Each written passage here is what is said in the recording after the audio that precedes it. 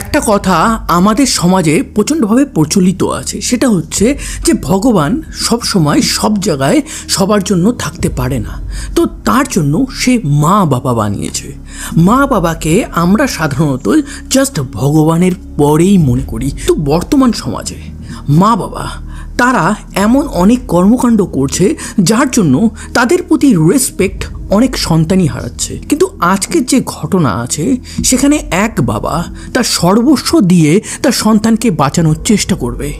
যখন পুলিশ কাজ করবে না, যখন সমাজ তার দিক থেকে মুখ ফিরিয়ে নেবে, তখন এক বাবা সে লড়াই কন্টিনিউ রাখবে এবং শেষমেশ তার সন্তানকে জাস্টিস দেবে। রবির জন্ম হয় কর্ণাটকের এক পাহাড়ি গ্রামে।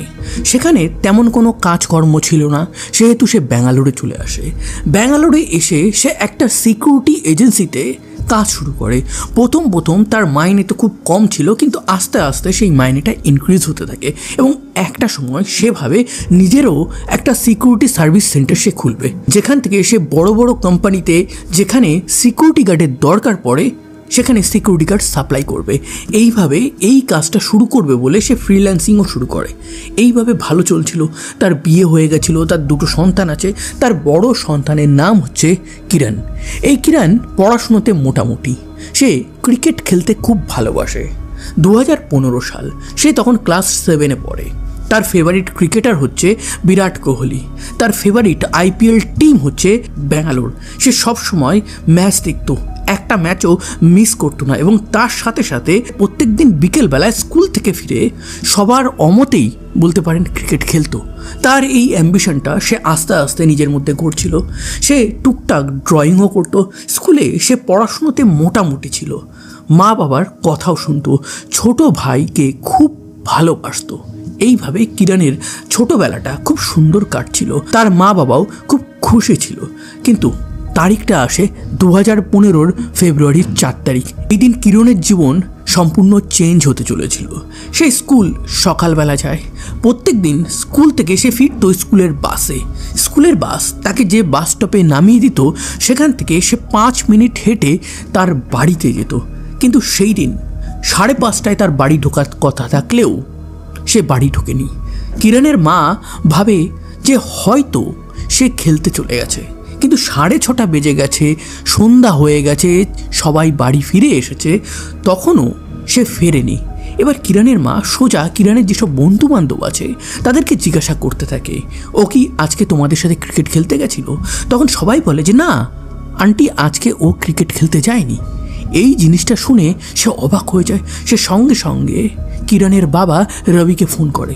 রবিকে পুরো ব্যাপারটা বললে রবি বাড়িতে চলে আসে। রবি এবং তার ওয়াইফ তারা পুরো সোসাইটিতে খোঁজাখুঁজি শুরু করে। কিরণের যে মা ছিল সে কিন্তু ওই সোসাইটিতে বেশ পপুলার ছিল। সে একটা ছোটোখাটো NGO মতন চালাতো। ওখানে যত অনুষ্ঠান হতো আর অর্গানাইজার হিসাবে তার বেশ নামডাকও ছিল। সেহেতু পুরো সোসাইটি কিরণকে খুঁজতে থাকে, কিন্তু কেউ কিরণকে খুঁজে না পেয়ে সবাই সাজেস্ট করে যে পুলিশ থানা থেকে এখনই একটা কমপ্লেন করো। 48 ঘন্টা একটা এমন টাইম থাকে যে কোনো মানুষ যদি হারিয়ে যায় তাকে জীবিত অবস্থায় পাওয়ার চান্স হচ্ছে 48 ঘন্টার মধ্যেই। 48 ঘন্টা কেটে গেলে, এই গোল্ডেন টাইমটা কেটে গেলে সেই ব্যক্তিকে পাওয়ার চান্স, অন্তত জীবিত অবস্থায় পাওয়ার চান্স খুব কমে যায়। তারা পুলিশ স্টেশনে যায়, কিন্তু পুলিশ বলে আরে 14-15 বছরের ছেলে, হয়তো আপনারা বকেছেন, তাই হয়তো কোথাও পালিয়ে গেছে, আবার চলে আসবে, চিন্তা করবেন না। এইদিকে পুলিশের এই কথা শুনে তারা রীতিমতন ভেঙে পড়ে।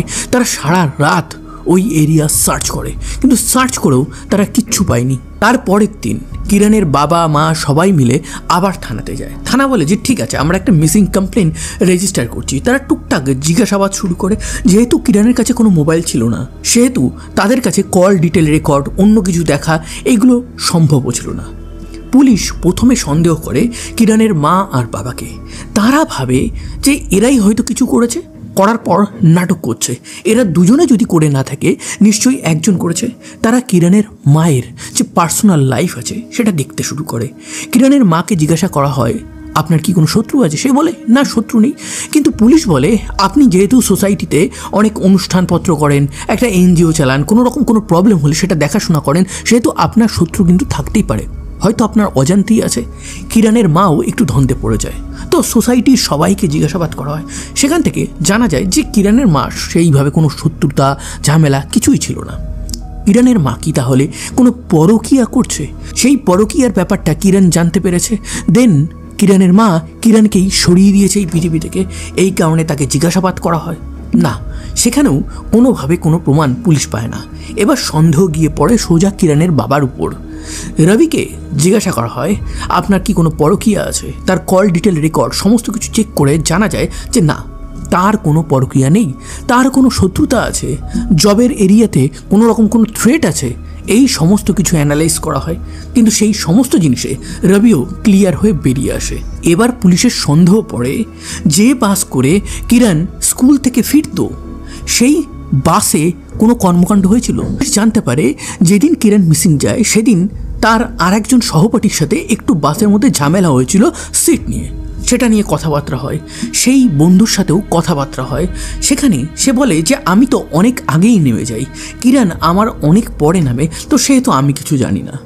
কিরণের যত বন্ধু ছিল ওই সোসাইটিতে তাদেরকেও জিজ্ঞাসাবাদ করা হয়। যাদের সাথে কিরণ খেলতো তাদেরকেও জিজ্ঞাসাবাদ করা হয়। পুলিশের হাতে কিছুই আসে না।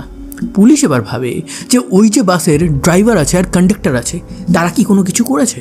তো সেই ক্ষেত্রে তাদেরকেও জিজ্ঞাসাবাদ করা হয়। না, তাদের কাছ থেকেও তেমন কিছু পাওয়া যায়নি। এবার কিরণের স্কুলে পুলিশ যায়। সেখানে গিয়ে জিজ্ঞাসাবাদ করে। স্যারদের কাছ থেকে জানতে পারে যে কিরণ পড়াশুনোতে মোটামুটি ভালো ছিল, কিন্তু একটু অন্যমনস্ক ছিল, মাঝে মাঝে একটু দুষ্টুমিও করতো, আর পাঁচটা ওই 14-15 বছরের ছেলের মতন। স্কুল থেকেও কিরণের এগেনস্টে কোনো রিপোর্ট পায়নি, তার কোনো শত্রু ছিল বা কোনো মারপিট সে করতো, সেই ব্যাপারে কিচ্ছু জানা যায়নি। তো এবার মোটামুটি পুলিশ ভাবছে এটা একটা ব্লাইন্ড কেস। পুলিশ তদন্ত কি ঠিকভাবে করছে? আমার তো মনে হয় না ঠিকভাবে করছে। যেহেতু তার বাবা রবি একটা সিকিউরিটি এজেন্সি চালাতো, মামুলি সিকিউরিটি গার্ড সাপ্লাই করতো, কিন্তু তারপরেও তার তদন্তের ব্যাপারে বেসিক নলেজটুকু ছিল। সে পুলিশকে বারবার বলছিল যে আপনারা সিসিটিভি ফুটেজ এটা কেন চেক করছেন না? তখন পুলিশ তাকে বলে যে আমরা ঠিক টাইম মতন করবেও, আমাদেরকে আপনি তদন্ত করা শেখাবেন না। রবি বুঝতে পারে এইভাবে আমার ছেলেকে আমি কোনোদিনও খুঁজে পাবো না। রবি ক্রাইম পেট্রোল আমাদের মতন যারা ট্রু ক্রাইম বলে তাদের ভিডিওগুলো এক এক করে দেখতে থাকে এবং দেখে যে পুলিশ প্রপারভাবে কি করে ইনভেস্টিগেশন করে। সেইগুলো দেখে সে বুঝতে পারে পুলিশের ইনভেস্টিগেশনে প্রথমেই দুটো জিনিস খুব ম্যাটার করে। এক তো সিসিটিভি ফুটেজ আছে কিনা, আর দ্বিতীয়ত call detail record. Police call detail record এখানে টুকটাক তার ওয়াইফের সোসাইটির চেক করেছে, কিন্তু তারা তো সিসিটিভি চেক করেনি। সিসিটিভির কথা রবি অলরেডি বলেছিল, কিন্তু সেই ক্ষেত্রে পুলিশ বলেছে আমরা তদন্ত আপনার থেকে ভালো জানি, আমাদের শেখাবেন না। এবার রবি ভাবে এইভাবে আমার ছেলেকে পাওয়া যাবে না, নিজেকেই স্টেপ নিতে হবে। সে পরপর যত দোকান আছে ওই এরিয়াতে দেখতে থাকে। একটা পানের দোকানের সামনে একটা সিসিটিভি দেখতে পায়, তারপর একটা ইলেকট্রিক দোকানের সামনে সে আরেকটা সিসিটিভি দেখতে পায় এবং অ্যাপার্টমেন্টের সামনে সিসিটিভি পায়।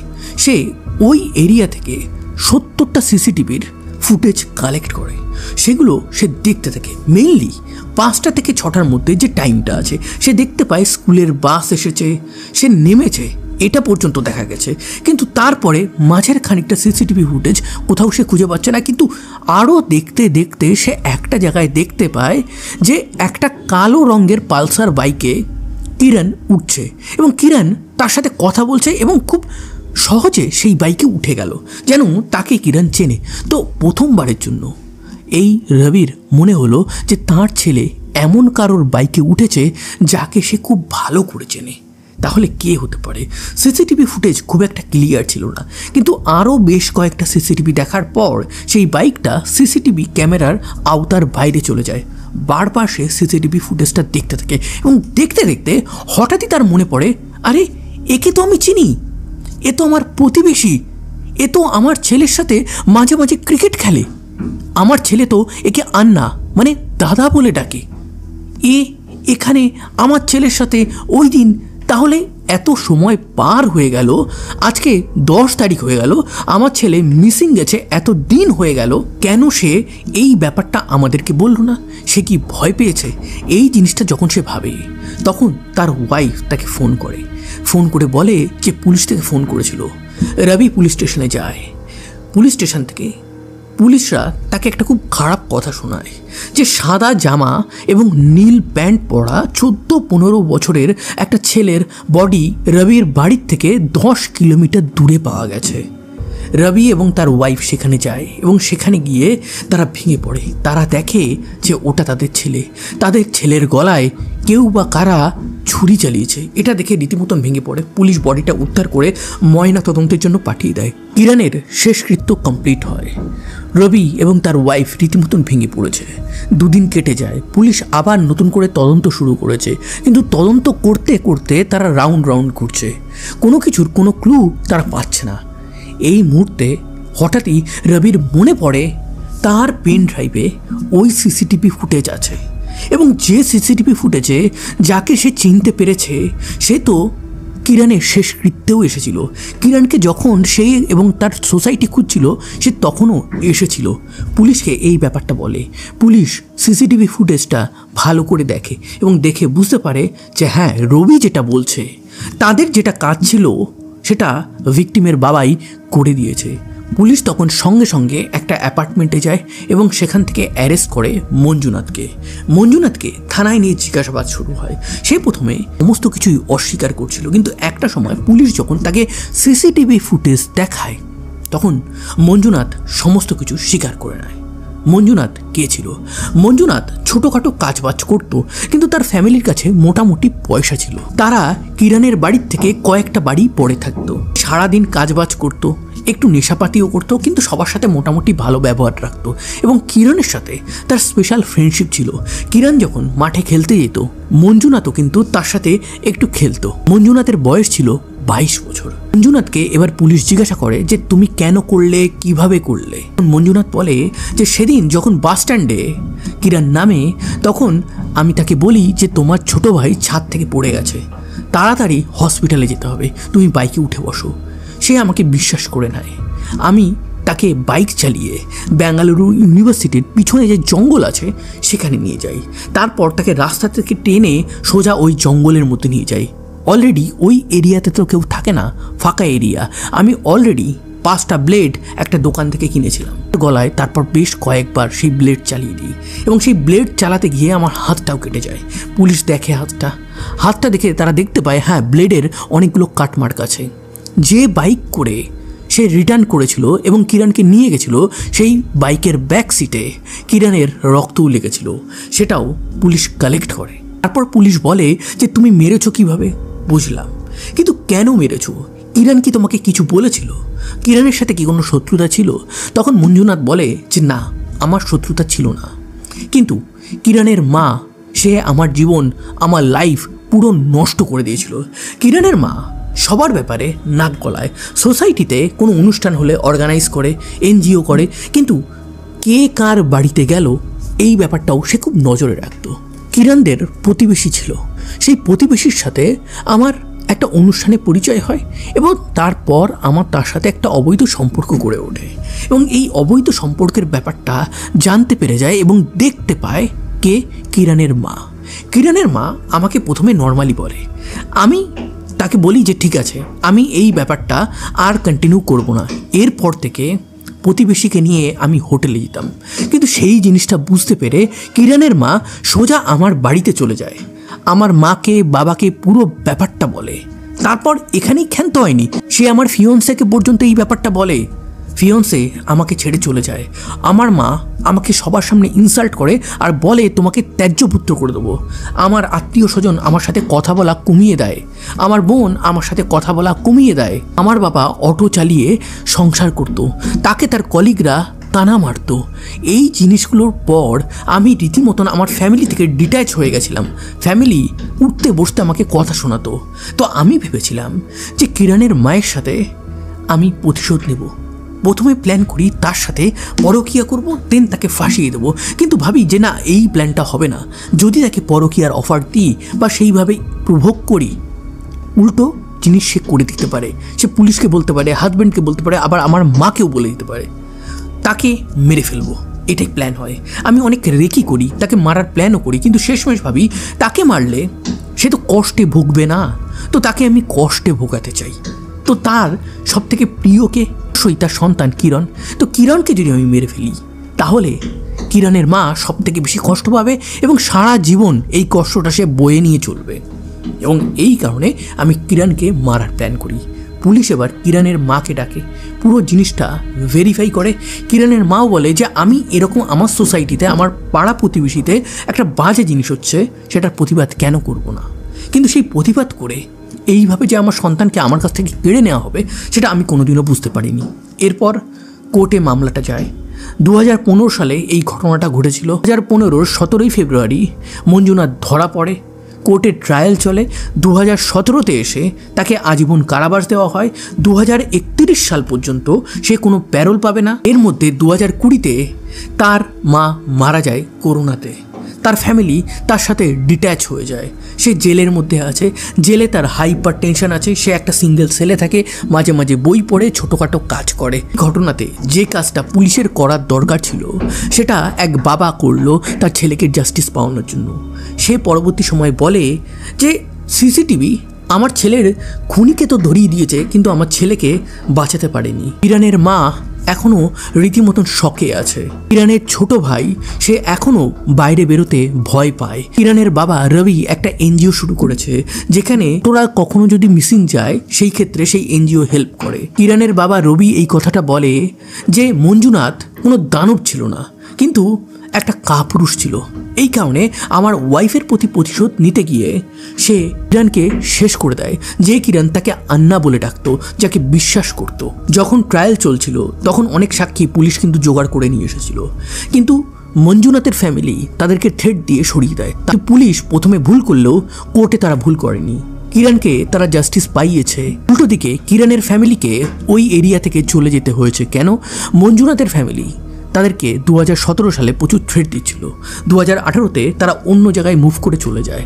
ওখানে গিয়ে এনজিও চালায়, একটা সিকিউরিটি এজেন্সি চালায়, ওয়াইফ এবং সন্তানের দেখভাল করে। তো একটা কথা আছে না যে আজকাল সমাজে ভালো করার জামানা শেষ হয়ে গেছে। আপনি কারোর ভালো করলে সে আপনাকে ঘুরপথে অ্যাটাক করবে। তো এই ক্ষেত্রে সেটাই হলো। মঞ্জুনাথকে সে বোঝালো, কিন্তু সে শোধরালো না, সে প্রতিশোধ নিল। এই ছিল আজকের ট্রু ক্রাইম ঘটনা। এই রকম রিয়েল লাইফ ট্রু ক্রাইম ঘটনা ইন স্টোরি ফরম্যাটে যদি আপনারা শুনতে চান তাহলে অবশ্যই আমার চ্যানেলটাকে সাবস্ক্রাইব করবেন। সাবধানে থাকবেন, সুস্থ থাকবেন। আবার দেখা হবে নতুন কোনো এক ভেরি ইন্টারেস্টিং ট্রু ক্রাইম ঘটনার সাথে।